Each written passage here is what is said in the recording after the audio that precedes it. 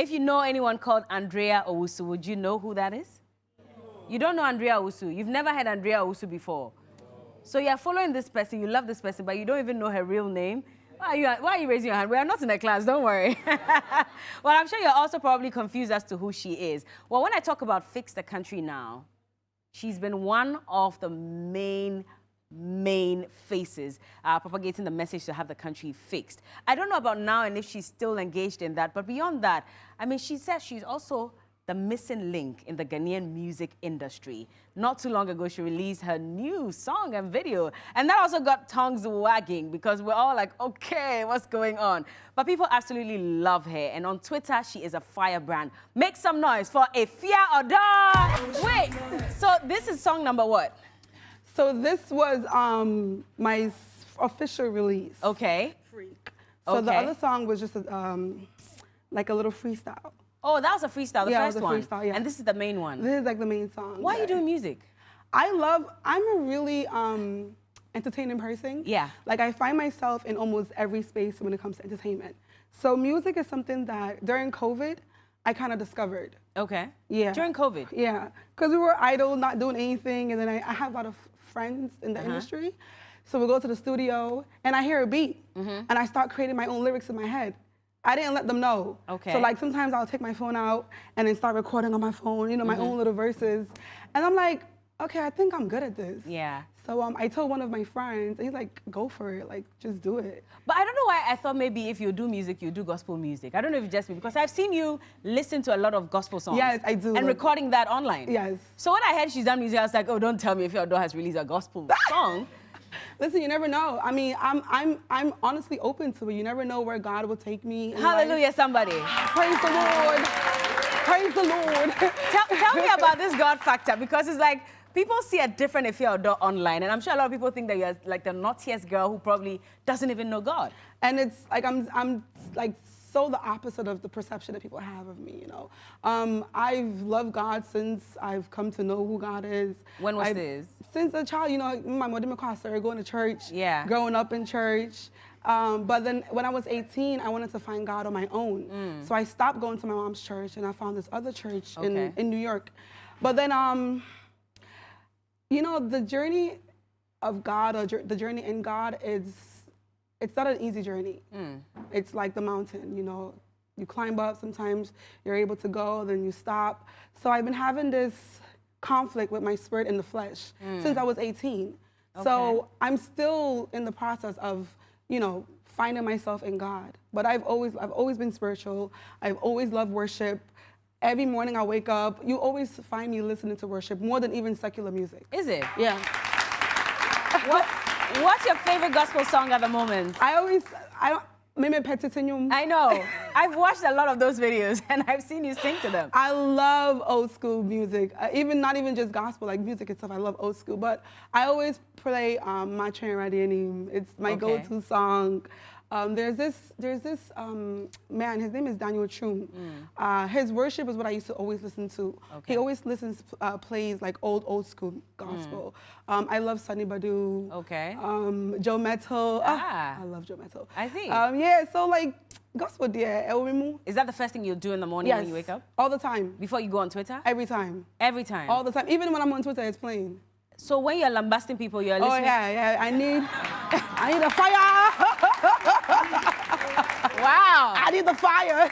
So you're saying Yameme Dawase, fix the country now. Fix the country, yes. Tell me about Fix the Country. Are you still a member, a convener of the group? No, I'm not a member of the group, but the agenda and the thought behind it, it's still something that I embark on. Okay.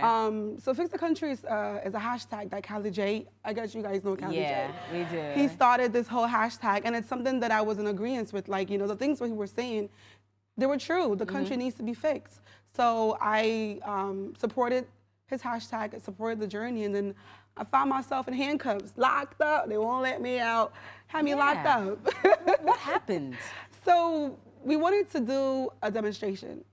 And each time that we wanted to demonstrate, they would, they basically tell us that we can't do it, so we have to go to court. It was a whole long process of going to court each time just to do a demonstration. So the last time that we were in court and they made us go on a recess. They said after the recess, they'll give us What? What do you call it? They'll let us know if we can, if it's approved, basically. So during the recess, there were some of the supporters were downstairs in front of the courthouse. So I left some of the guys in the group, the conveners, and then I went to, like, you know, show support and thank them for supporting the campaign. So not knowing that I was at the right place at the wrong time. Somebody had already called the cops to come and pick up the group of people who were making a noise in front of the courthouse. So I wasn't part of the group of people that were making noise. I just saw them, wanted to say, say thank you for coming to show support. So yeah, and then the police came. I mean, I didn't say anything because I know I didn't do anything wrong. And I just went with them to the headquarters, and that's just what happened. But we weren't there for long. How many hours were you there for? Oh, maybe like 5 hours. 5 hours? Behind the counter back or inside? I wasn't in the cell, y'all. No? No, I wasn't in the cell. But you're still cuffed and taken away. I was cuffed and taken away. How did you feel about that? I'm a gangster, like. I didn't feel anywhere. I mean, I just feel like, why? First of all, I even asked one of the policemen, like, I ain't so much, but he was being very rude in his answers. Fix the country, fix the country. Why don't you fix yourself? I'm like, well, how much do they even pay you? Stay over there. I'm sure that's what even pissed him off. And he's like, we are taking Efia all the way. Oh, no, I didn't say that. I said it in my head. Oh, in your head? Yeah, I said it in my head. Would you have actually said that? No. No? No, I wouldn't have you said wouldn't. it. No, there's a level of respect that I do have that I wouldn't have. But this whole fix the country, fix yourself now, how do you feel about it? The fact that, of course, young people are asking that the people who have been voted into power do what they ought to do. And yet they're throwing it back at us and saying, you are badly behaved as young people. You don't have the manners. Fix yourself first, and then we can fix the country. I feel like a country moves in accordance with the people that are put in power. So if the country is not fixed, it means the people in power aren't fixed. So the fix yourself, it actually has to start from the head, because the head is the example. You guys are showing the example of how we should be as a people. So if you're not fixed, how could we be fixed? And the mind is where everything starts. I feel like our mentality has to change as a people. So the people at the top, if they change their mentality, the people at the bottom are automatically going to change. Okay. That means you're still not happy with how things have played out in the country so far. Are you happy? I'm not happy, and I say that all the time. Are you happy? No. Why don't we have beds in hospitals? Why are children learning on the floor? These government officials, will they be happy that their kids are learning on the floor? That there's no tables, there's no chairs? We're asking for the basic things that a running government should have, and we don't have those things. So we're tired of it, and we want answers now. What pisses you off the most about where Ghana is at the moment? We're broke. Like, financially, we're working so hard, and they cannot say that the youth are lazy. I see people working every day, every morning on the street. Mothers are having their kids on their back, trying to make ends meet on a daily basis. So we're not lazy. It's just that it's like you work so hard and just to make coins in the end, you know. There's no future. Literally. In America, you can literally work at McDonald's and build a future for yourself. Over here, you're literally working just to buy water to eat. You don't even have the mentality. You can't even think about even like buying a car or buying a house. You're thinking of how you're gonna eat tomorrow. And that's a problem. So why are you not speaking up for Fix the Country anymore? So I actually wanna change the direction. Okay. I feel like at the end of the day, the things that I'm saying, they know, they see it. So I have to take it into myself and find a way to help the people. Because if the people in power, the people that we vote, that we give power to, are not willing to help us, then I have to find a way within myself and my power, my platform, to help the people that I so badly care about, which is the Ghanaian people. So how are you gonna do this? Have you figured it out already? I am. I mean, I'm still in talks with people of power, people who have the finances to support an NGO. Okay. You know, I do my part by supporting people in my neighborhood, people in my inner circle, my social media. Every day. If you're like, can you please give me 50 cities, 20 cities? I need a laptop. I do my little part that I can, but I don't like to talk too much about what I'm coming to do because I don't want to jinx myself. But I am working behind closed doors to work with other people and bringing a change to the youth. Are you afraid to speak up? Have you been threatened? Yes, that's one of the reasons why I kind of stopped Fix the Country. You were threatened? Yes, I was threatened on Telegram. They were sending me messages that even if I go, I didn't even go for the demonstration. Yeah. They threatened me that if I go on the demonstration, they'll pour acid on my face. I was getting phone calls from different numbers. They put my number out. They had put my number in a group of the people in the group. Yeah. Our numbers out in the public. So I was getting different calls from different people. I don't know who they are. Yeah. They could be from NDC. They could be from MPP. Yeah. Just calling me, threatening me. So, and my mom, you know, she's in New York. She's not here with me. So she was really scared for my life. She said, Andra, Ghana is not like America where, you know, they really practice democracy and freedom of speech. Like, it's not like that here. So, until Pamacho, like, she literally went on her knees, spoke to me for an hour and begged me to stop because it's dangerous. She was scared. But did you report this to the police? No. Why? Nothing's going to happen. Nothing is going to happen? No. If you report to the police? Yes. Have you done that before and nothing happened? No, I didn't do it before, but it's like I know the system that we're in and nothing is... You go, no evidence. No evidence, eh? But that's worrying then, because that stops the young people and everybody who's concerned from speaking up. Well, that goes to show you the country we live in and who has the power and who doesn't. That's sad. It is very sad. I see. Well, I'm looking forward to how you're going to help people out and I guess building businesses and helping through the NGOs and all of that. Have you set that up yet? Yes, Odonti Foundation. Odonti? Yes, because of Odonti, how many years now, how many months now have you had this? I had the idea about 5 years ago. Okay. But it's the past 3 years that I've been working, you know, quietly and privately, just helping as many people as I can. As you can. Yeah, but I haven't really launched it out yet. Okay. What are you waiting for? Oh, yeah, underground stuff. Yeah, underground stuff. We're looking forward to it. But do you feel misunderstood by Ghanaians? Of course. Of course. I feel misunderstood, but I'm not expecting of people to understand me because at the end of the day, my creator understands me and that's who I live for.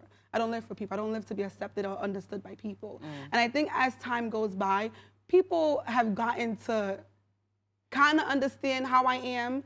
They see that I wasn't raised here. Yeah. Even though I was born here, I wasn't raised here. My mentality is different. My way of being is different. So I'm heavily understood by people, but as much as I am understood by people, I found a lot of people who have come to love me for who I am. Okay. So, and I'm really appreciative of my fans. Like, they really stick with me. But you seem to push the buttons a lot, even with how you dress. And I remember you went to church sometime and you were in this very lovely outfit and you got 5,000 Ghana cedis from a stranger for dressing decently. But it's so funny because what am I supposed to wear to church? A bikini? Am I supposed to wear a bikini to church, Berla? So you'd wear that only to church? No, the thing is, it depends on where I'm going, you know. The outfit fits the purpose. The outfit fits the location. I used to work at Questa TV. Yeah. I was very decent. Why nobody gave me money then? We don't know. We don't know. I dress decent when I need to be decent. Okay. And I look like a bear, when I gotta be a bear, But do you think you go a bit too far with the bad when you want to be that? I honestly feel like it's my normal. Okay. And my normal can be extreme for you, and your normal could be extreme for me. So that's just how it is. You know, and I'm not gonna be uncomfortable to make somebody else comfortable.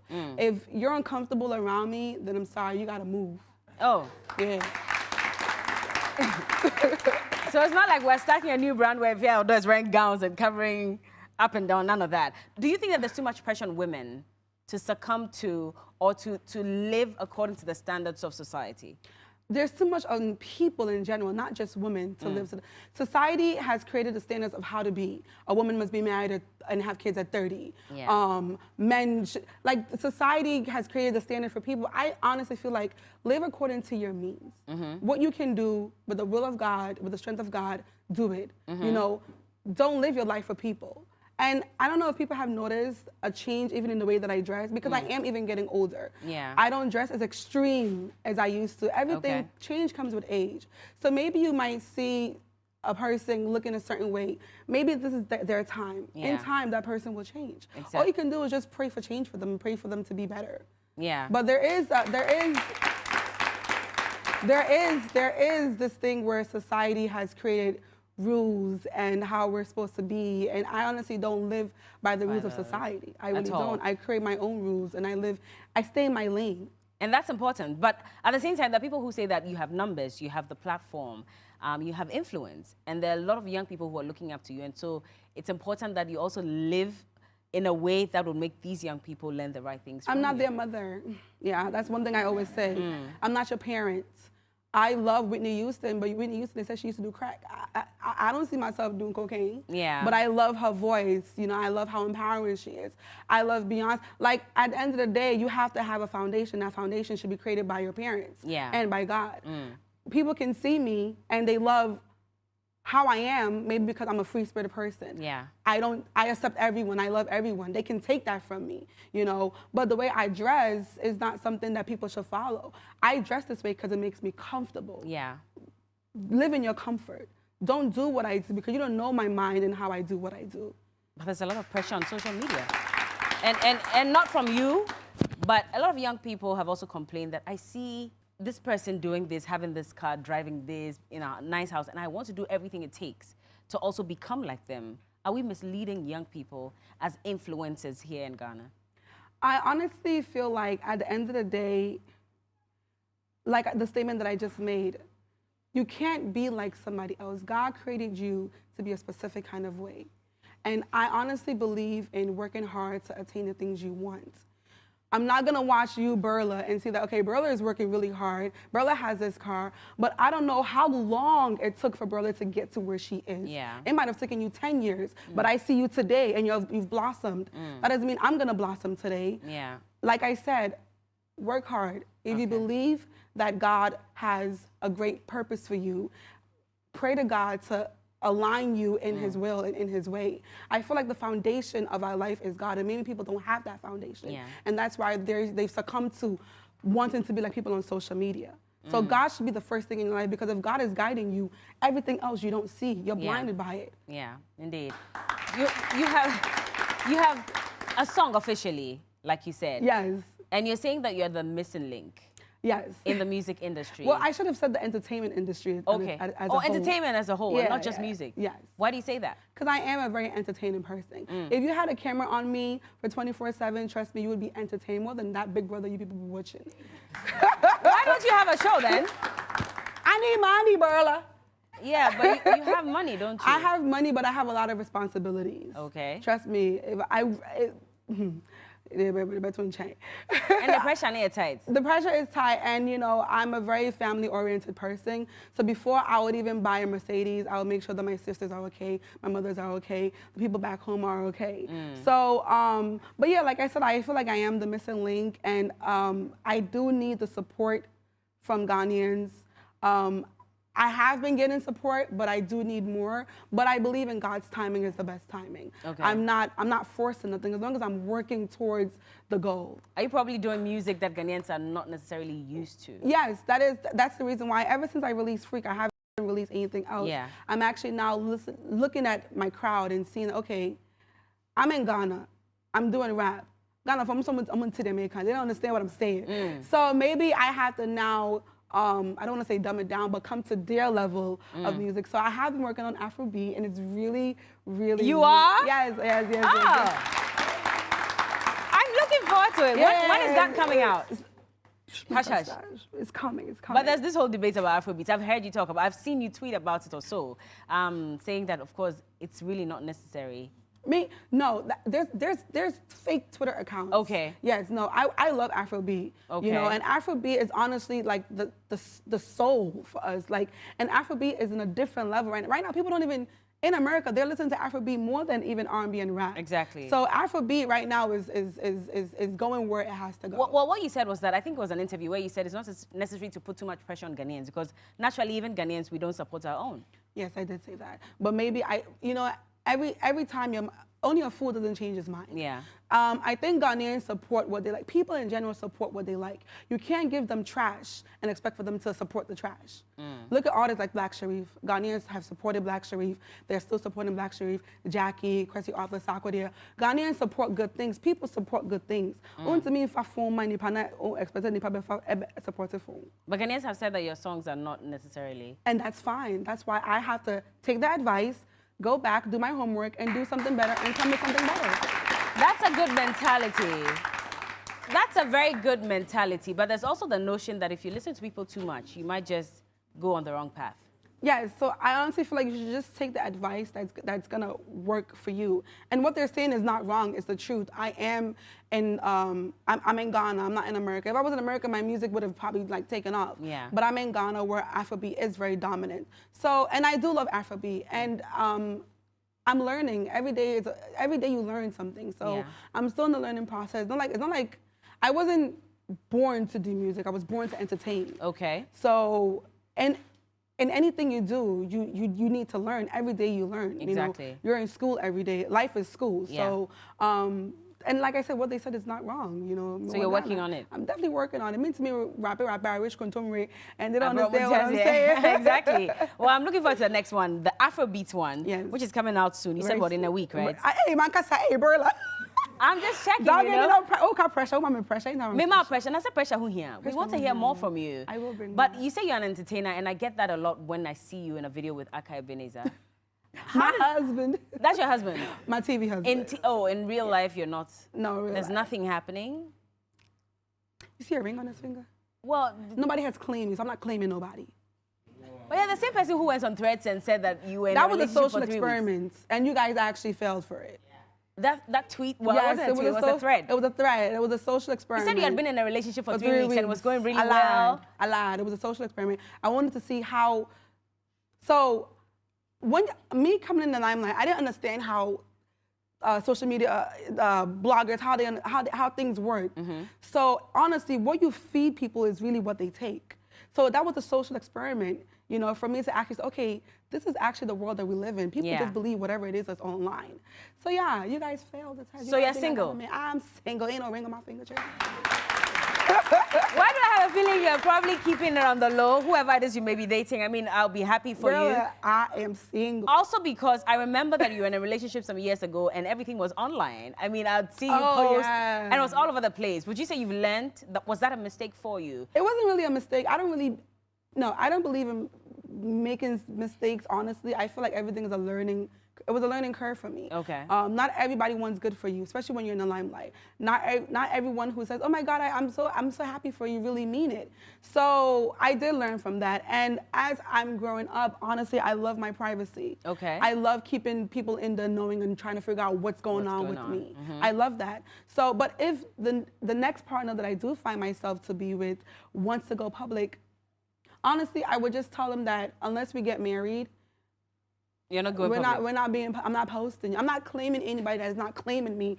There's no ring on my finger. My finger is naked. My no more hustling. Yeah. Yeah. Also, don't bring a broke man home. Child. And I brought a broke man home, and what happened? He dumped me when he got money for another girl. Okay. Aka Ebenezer, how's that going with you two? My boo-boo, I love him so much. He's so funny. Oh. You are funny as well. I mean, I think people didn't think that there was that side to you. How did this collaboration come about? It's so crazy because, you know, I started watching his skits earlier this year. Okay. I in interviews, but I didn't really pay attention to him. I didn't really know who he was. So earlier this year, a friend of mine was watching his skits at my house. And I'm like, who is this making all this noise? And he's so funny. So I was like, oh wow, he actually is funny. So in January, I started watching his skits. I'm like, I would love to work with him. Yeah. And I believe in manifestation. Okay. So in January, I started wanting to work with him. Then 2 months ago, the director hit me up like, oh, if you ever come into Accra, and we want to shoot a skit with you. Okay. They came to Accra, we shot one skit, and after that one skit, we've been inseparable. It was supposed to be just one skit. And now it's how many skits? Now, so many of skits, them. Yeah. Which one has been your favorite? The Efia Odo. How many have you guys watched so far? All of them, man. Should she continue? Yeah. Oh, you agree to that? Well, yes, she should. And when we get back, we'll play a game with Efia Odo. Don't go anywhere. This is the Day Show.